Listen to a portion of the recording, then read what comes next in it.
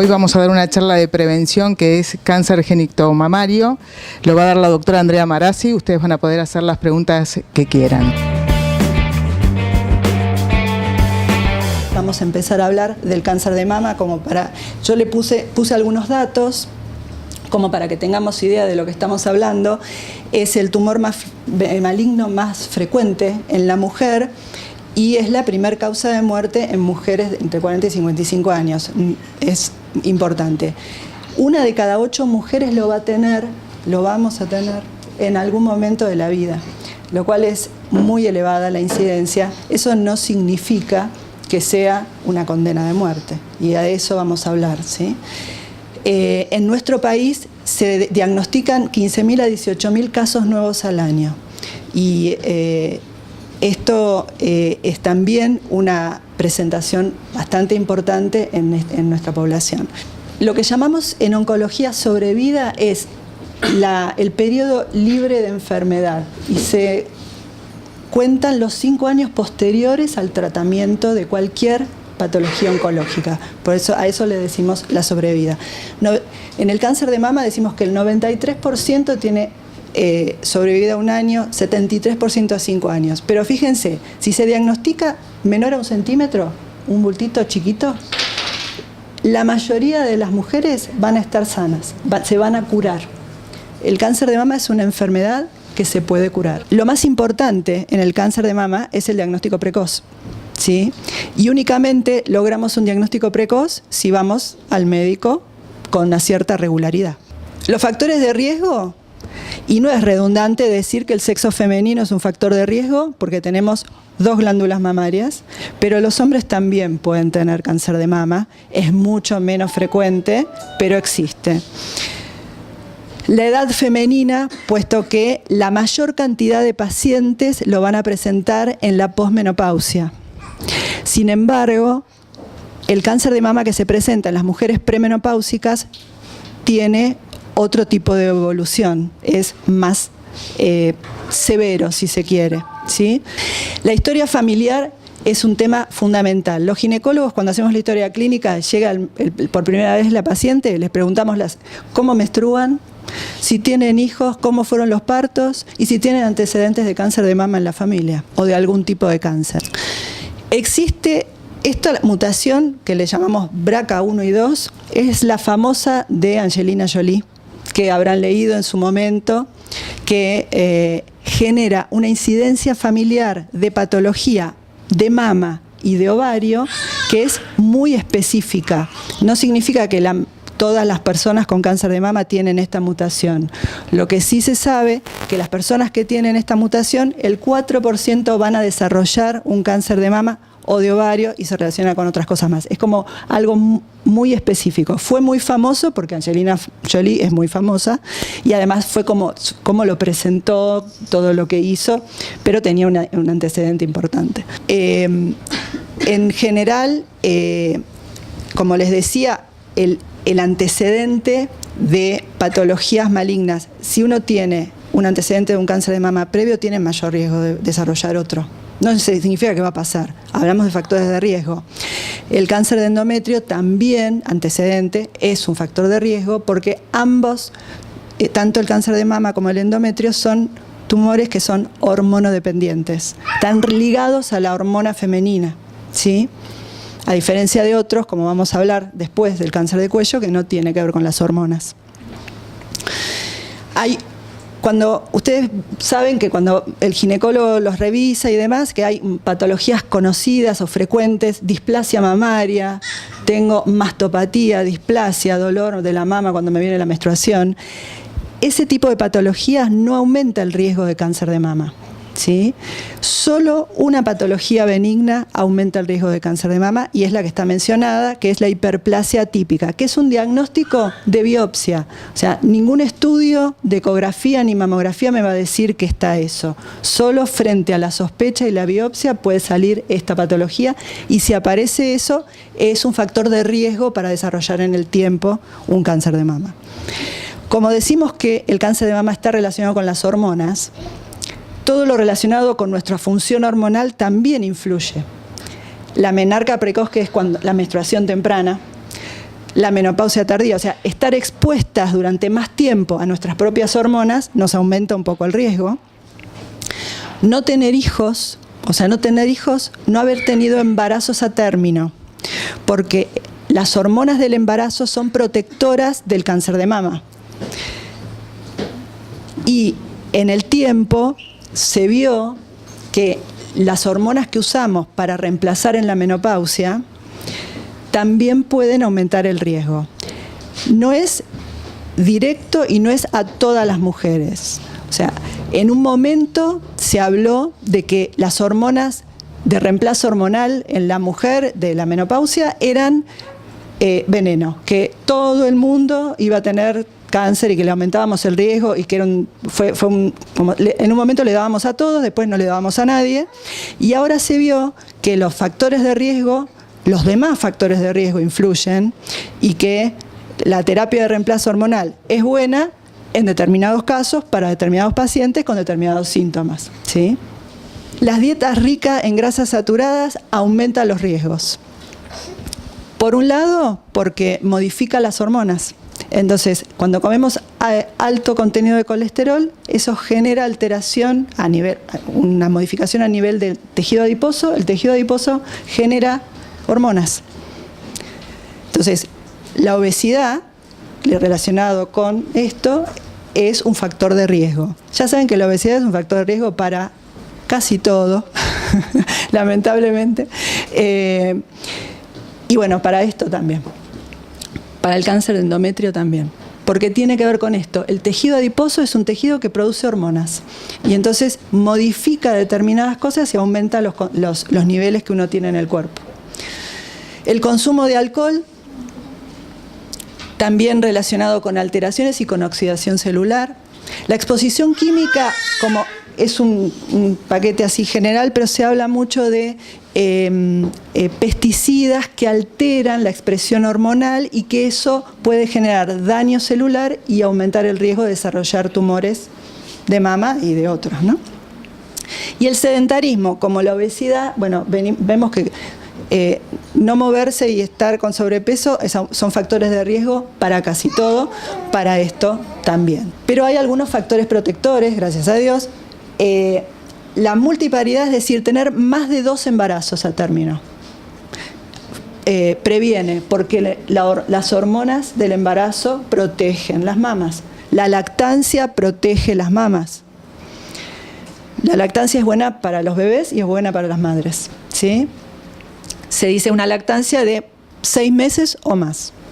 Por debajo de eso no protege, o estadísticamente no protege. Tener un primer embarazo joven, esto se va complicando cada vez más con la vida y la cosa social, pero bueno, es un factor de prevención.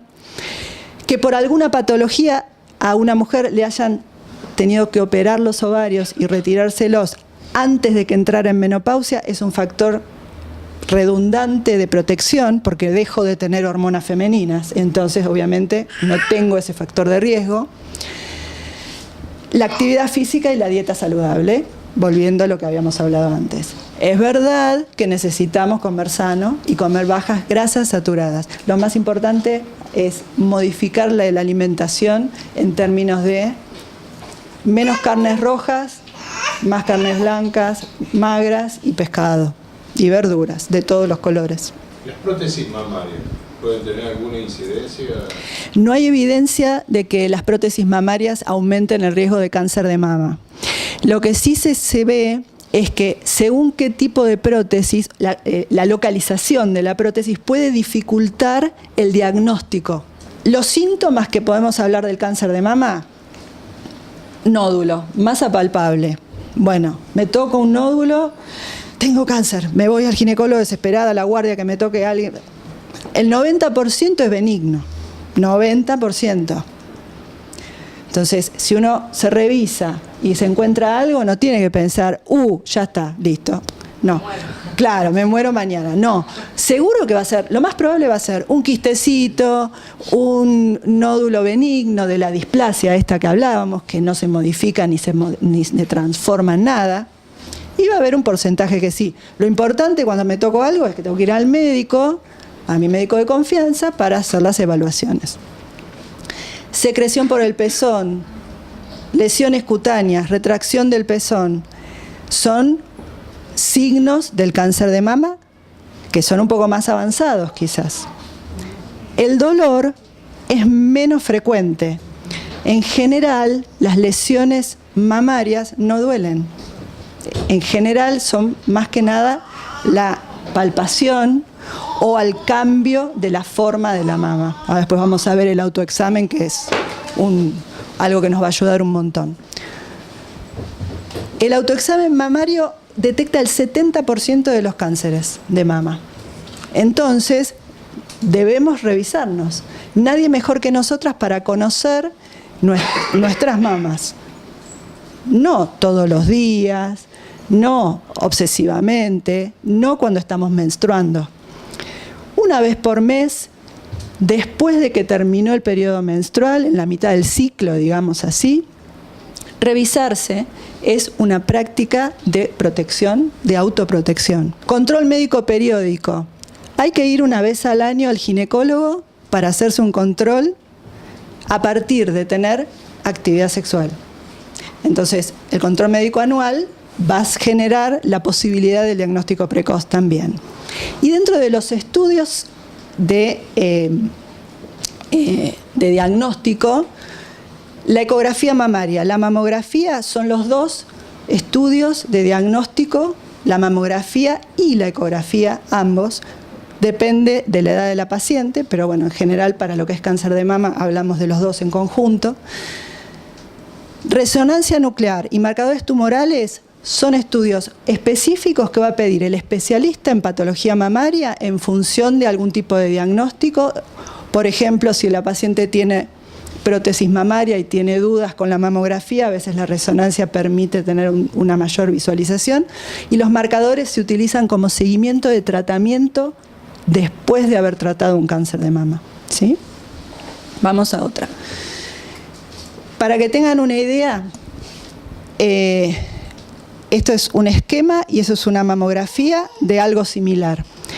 Una formación, un nódulo de mama, se va a ver en una mamografía como una lesión nodular, pero tiene determinadas características. Cuando los ginecólogos miramos una placa de una mamografía, no la miramos al ojo desnudo, la miramos con una luz muy fuerte y muchas veces con una lupa, para poder evaluar los bordes de la lesión, si hay calcificaciones o no, porque ustedes habrán escuchado hablar de las calcificaciones en las mamas. Las calcificaciones en las mamas están muchas veces, después de la lactancia aparecen calcificaciones grandes, benignas. Las microcalcificaciones son las que no se ven al ojo desnudo, son las que tienen mayor riesgo. Y también la mayoría de las microcalcificaciones son benignas. Hay determinadas características que uno mira y recién ahí puede sospechar. Entonces, que uno se haga la mamo y mira el estudio y dice microcalcificaciones no significa que tenga un cáncer de mama. Conductas preventivas. Esto es como así de obesidad, todo lo mismo, pero es todo igual, ¿sí? Aumentar el consumo de frutas y verduras. Las verduras más saludables se dice que son las que están derivados de los repollos, los brócolis, todos esos que tienen componentes elevados de antioxidantes. Hablábamos del pescado, bajar el consumo de carne, que en nuestro país es tan difícil, a todos nos gusta el asadito. Aumentar la actividad física. La actividad física es buena, pero no es cualquier actividad física, porque todas vamos a pilates, que está buenísimo, pero no sirve para nada de esto, porque hay que hacer actividad física aeróbica, la que hay que, ¿no? Que uno transpire un poquito la camiseta, porque esa es la que hace bien. Lo fundamental es hacerlo una vez por mes, lejos de la menstruación. Lo primero será una observación en el espejo, con los brazos en jarras, ¿no? Entonces, mirarse en el espejo, mirar las mamas, observar las características. La primera vez va a ser conocer, porque capaz que uno sí se mira, pero no se mira en detalle de esa manera, críticamente, digamos. Entonces vamos a evaluar el borde de las dos mamas, los pezones, levantar los brazos para ver si hay alguna zona que se retrae, ¿sí? Y luego revisarse. Primero, la revisación se puede hacer parada, pero es mejor acostada, porque la mama se pone más blandita y es más fácil tocarla. Es importante saber que las mamas están apoyadas en el tórax, y lo que hay en el tórax están las costillas, y que uno se toca cosas duritas y son las costillas, ¿sí? Entonces hay que tocar y ver que las costillas se tocan como un onduladito duro y no es un nódulo, ¿sí? Porque eso a veces también puede pasar, sobre todo la primera vez, después uno ya sabe. Tenemos que considerar que tenemos que ir una vez al año al ginecólogo. ¿A partir de cuándo? Tengo una hija mujer de 14 años. ¿Tiene que ir al ginecólogo? No. Si menstrua regularmente y no le pasa nada, no tiene que ir al ginecólogo todavía. Ahora, si empieza a tener relaciones, debería ir al ginecólogo una vez al año, ¿sí? Si tiene alguna molestia, si tiene alguna cosa, también, obviamente. Pero si no, en general, a las nenas y a las adolescentes, en una primera etapa las maneja la pediatra o el pediatra, ¿sí? El autoexamen a partir de los 20 años es tratar de generarles conciencia de que se cuiden, ¿no? Hablamos de que las mamografías, bueno, esto es una discusión entre todas las sociedades científicas, cómo hacer esto de los estudios que sirvan para el diagnóstico precoz y que no exageremos en el número y en la edad en la que uno comienza a hacer los estudios. En la Sociedad de Mastología de nuestro país dicen, entre los 35 y los 37 se puede hacer una mamografía como una para tener una basal previa. A partir de los 40 comienza el seguimiento anual, porque como decíamos es una patología que aumenta su incidencia con la edad. Si la mujer tiene antecedentes familiares, como decíamos, la mamá, una hermana, una tía materna, debería comenzar sus controles 10 años antes de la edad del diagnóstico de su tía o de su madre. La ecografía mamaria es el estudio que diagnostica mejor la patología benigna y en las mujeres más jóvenes, porque las mujeres más jóvenes tienen las mamas más densas, entonces se ve mejor la ecografía, y las mujeres más grandes tienen la mama menos densa, entonces la mamografía ve. Pero hay cosas que ve la mamografía que no ve la ecografía y viceversa. Entonces, la combinación de ambos estudios es lo que uno recomienda para un diagnóstico completo de la patología mamaria, ¿sí? El cáncer de cuello de útero es el más frecuente luego de el cáncer de mama. Yo creo que en unos años va a bajar esa incidencia, ya vamos a hablar por qué. Todas estas zonas pueden tener cáncer, pero la incidencia es menor y en todo se resume en que si uno va al ginecólogo una vez al año tiene la posibilidad del diagnóstico, ¿sí? Así es como se observa el cuello, la parte externa, y lo que vemos nosotros cuando hacemos el estudio de la colposcopía, que ponemos el espéculo y miramos con ese binocular chiquitito que tenemos, para ver el cuello lo miramos así. Si nosotros hablamos de factores de riesgo, y como les decía, el cáncer de cuello de útero no está ligado al hormonal, está ligado fundamentalmente a una enfermedad de transmisión sexual que es el HPV, ¿sí? El HPV es el virus de papiloma humano, hay más de 100 tipos, cepas, pero hay algunas que están definidas, que son las que más aparecen y las que tienen mayor riesgo. Los que tienen alto riesgo de desarrollar cáncer de cuello son los que mencionamos ahí, el 16 y el 18 fundamentalmente, y los otros. El 2/3 de los cánceres por HPV, cuando se busca si hay HPV, aparece el 16 y el 18. O sea que tiene una incidencia elevada, 3/4 de esto. La edad de incidencia es menor, entre 20 y los 29 años. Obviamente hay cuestiones de mayor riesgo, como la inmunosupresión, porque la persona que no tiene defensa se puede agarrar todo y de una manera más severa, digamos, sobre todo las cuestiones estas virales. El tabaquismo aumenta el riesgo en 2 veces al cáncer de cuello de útero. Como es una enfermedad de transmisión sexual, la infección por clamidia, que es otra enfermedad de transmisión sexual que no da muchos síntomas y es muy frecuente. Hablábamos antes que muchas enfermedades de transmisión sexual están volviendo. La clamidia llegó para quedarse hace años y es una infección bacteriana que favorece que uno se agarre el HPV. Es como que el cuerpo está menos preparado para defenderse. La dieta pobre en fibras, no se sabe muy bien, quizás tiene que ver con la cuestión esta de la oxidación celular, la obesidad de vuelta, porque la obesidad aparece en todas partes. Las pastillas anticonceptivas son factor de riesgo por dos cuestiones. Una, porque después que usas pastillas anticonceptivas en general dejas de usar preservativo. Y la segunda, porque modifica el moco y la flora a nivel genital y también puede aumentar el riesgo de contagio. La multiparidad, que en la mama era favorable, acá no. Aparentemente tiene una cuestión, como las enfermedades de transmisión sexual en general, tiene que ver con la potencial promiscuidad sexual y demás, y además quizás por el tema de la modificación del cuello del útero por las mismas hormonas que puede aumentar la capacidad de infectarse, digamos. Tener un embarazo muy precozmente aumenta el riesgo, eso también por el inicio de actividad sexual muy precoz.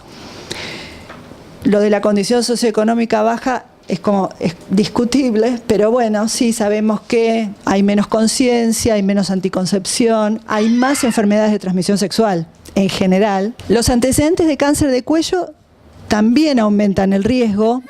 No está muy claro por qué, porque la mayor parte de los cánceres de cuello tienen que ver con el HPV. Hay un grupo pequeño que está relacionado con la cuestión familiar y en general es diferente. O sea, las células que lo generan no son las mismas del HPV, es otro. Hablando de síntomas, un poco más adelante, sangrado vaginal, dolor en la pelvis, flujo vaginal diferente con determinadas características, sobre todo flujo sanguinolento se considera y con algún tipo de olor fétido, y dolor con las relaciones sexuales que, digamos, es muy inespecífico, por ahora que puede aparecer con un montón de cosas y con un montón de patologías, pero si uno tiene alguno de esos síntomas, digamos que está más allá, ¿no? Esto avanzó. Las formas de diagnóstico las tenemos en la mano, y hablando de prevención, con un Papa Nicolau, todos los años vamos a tener un diagnóstico precoz de esto. Vamos a agarrarlo antes de que sea un cáncer, seguramente, ¿sí?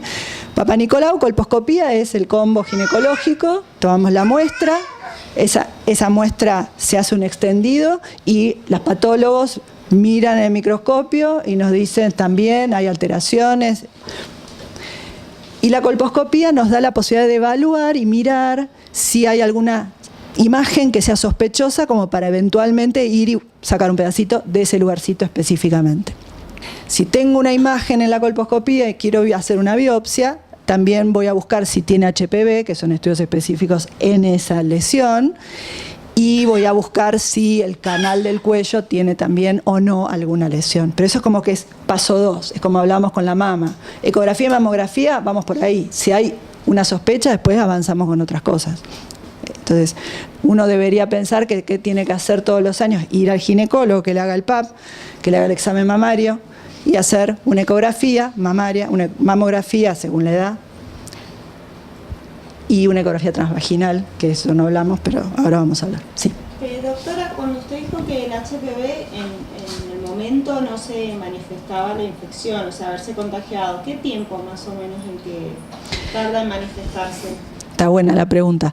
Es difícil de definir porque como depende del sistema inmune que uno tenga, porque es un virus, pueden pasar años, pueden pasar parejas, y uno en algún momento dice, oh, apareció.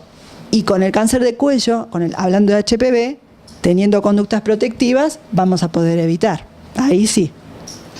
Así se ve el cuello y rosadito normal allá. Las lesiones van de manchita a cositas más gorditas y a cositas más gorditas, ¿sí? Así en ese sentido. Cuando uno aparece en el cuarto cuadrante, tiene sangrado, dolor, flujo feo. El segundo no tiene ningún síntoma. El segundo es lo que llamamos una lesión premaligna. O sea, el segundo y el tercero todavía no son cáncer. son previos. El cuello normal en vivo es así, rosadito, lindo, sin manchitas, nada, no se ve nada raro. Conductas preventivas, decíamos, es una enfermedad de transmisión sexual inicialmente, entonces evitar el contacto con el HPV es utilizar preservativo, intentar, el comienzo de la actividad sexual temprana es un problema que estamos viviendo en los colegios. Bueno, nosotros damos charlas y talleres en los colegios y es una gran preocupación de los padres. Es un tema porque además generar conciencia en los chicos de que usen preservativo, por lo menos, ¿no? Es difícil evitar que tengan relaciones, pero si por lo menos usan preservativo, estamos retrasando por lo menos la exposición. Por eso la educación sexual es la base de todo esto. Hoy por hoy tenemos herramienta que es la vacuna. Decíamos, 2/3 de los cánceres de cuello están generados por el HPV, no el 100%. La vacuna me va a prevenir una buena parte, por lo tanto vale la pena. Se había puesto para las mujeres, para las nenas de 11 años, bueno, ahora se han incorporado los varones de 11 años, y eso, los 11 años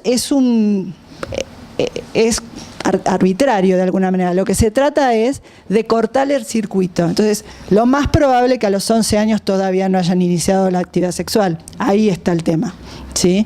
No es que uno no se lo pueda poner más. Si una persona tiene 25 años, no ha tenido actividad sexual o se puede evaluar que no ha tenido contacto con el HPV, se puede vacunar también. La vacuna, hay dos tipos. Hay una que abarca 4 cepas. Decíamos esto de que había más de 100 cepas. Bueno, la de máxima tiene 4. 2 de la de cáncer y 2 de las de verrugas. Ustedes saben que se habla mucho sobre las vacunas en general, hay discusiones respecto a, bueno, entre los que hacemos prevención no, pero se habla de los riesgos, de los peligros de las vacunaciones, de los efectos secundarios a largo plazo. Y la verdad es que lo que se pudo evaluar hasta el momento es que los beneficios son altamente mayores a los riesgos. Cualquier intervención médica puede tener algún efecto secundario, pero lo que se ve es que la prevención que logramos, y uno que ha visto mujeres con cáncer de cuello jóvenes, no con lesiones premalignas, con cáncer de cuello, es tremendo. La verdad que lograr esa prevención vale oro. Recomendaciones, volvemos. Hay que ir al ginecólogo, no porque uno trabaje de eso, hay que ir al ginecólogo una vez al año para hacerse el PAP. La otra discusión que hay ahora es esto de hasta cuándo hacer el Papa Nicolau. Si uno viene con estudios negativos, en esto de costo de incidencia, ¿no? Si uno viene con estudios negativos en los últimos 10 años, se dice, bueno, después de los 70, señora, puede, no. Pero como la vida se ha prolongado y se ha reverdecido un poco, y uno ve muchas señoras que están bárbaras y con novios a los 70, entonces habría que evaluar personalmente según esa señora en particular si deja de hacerse el PAP o mejor se lo sigue haciendo. La otra práctica preventiva en este combo de control ginecológico anual es la ecografía transvaginal. La ecografía ginecológica todos la conocen, es por la panza, pero la ecografía transvaginal, si se puede hacer y está disponible, permite un diagnóstico mucho mejor de evaluación del cuerpo y del útero y de los ovarios. No me va a servir para diagnosticar un cáncer de cuello. Para el cáncer de cuello está el Papa Nicolau y la colposcopía. Pero el resto uno lo puede evaluar clínicamente, pero una ecografía bien hecha, transvaginal, me va a dar un montón de información con respecto a el resto del aparato genital femenino. ¿Qué pasa con las chicas ahora en la actualidad que toman desde tan chicas, empiezan a tomar pastillas anticonceptivas y a lo mejor durante todo el tiempo toman pastillas anticonceptivas? Tiene un montón de beneficios, pero el asunto es que muchas veces dejan de usar métodos de barrera por el hecho de que parecía que lo único que les interesa es no embarazarse. Y hay mucho más que eso. De hecho, en esta cuestión del inicio temprano de la actividad sexual, lo que se está empezando a ver, por ejemplo, es muchas lesiones bucales de HPV. Sí. Nuevos métodos Mirena o las otras pastillas que hacen que uno no menstrue, ¿tiene algún tipo de causal? No tienen contraindicación. Digamos, el tema de las pastillas que no, el Mirena es el DIU con progesterona, que dura 5 años y que en general no menstruas durante el tiempo que lo tenés. No son métodos, los métodos en los que la mujer no menstrua no son métodos para todas las mujeres, porque no todas las mujeres están tranquilas sin menstruar. Muchas veces la observación de que estás menstruando, por más que yo te diga que tomás la pastilla y le toda mentira, es la tranquilidad. Entonces hay que ver qué pasa. Nosotros muchas veces lo usamos más que nada para las pacientes que tienen menstruaciones muy abundantes, que están repodridas de esas menstruaciones muy abundantes o que se anemizan y demás, que entonces con el Mirena o con las pastillas, bueno, estás controlando dos cosas, digamos. Muchas gracias a todos por estar y por hablar y preguntar. Un aplauso. Bueno, yo quiero agradecer a Sutaka, que siempre nos acompaña en todos nuestros talleres a nivel nacional, a API Red, que es nuestra prestadora, al doctor Rafia, a Luis Rivera, que nos da este espacio para poder dar la charla, a Planearte, que nos acompaña en nuestro proyecto, bueno, y a Marcela y a Alejandro por estar acá. Muchas gracias.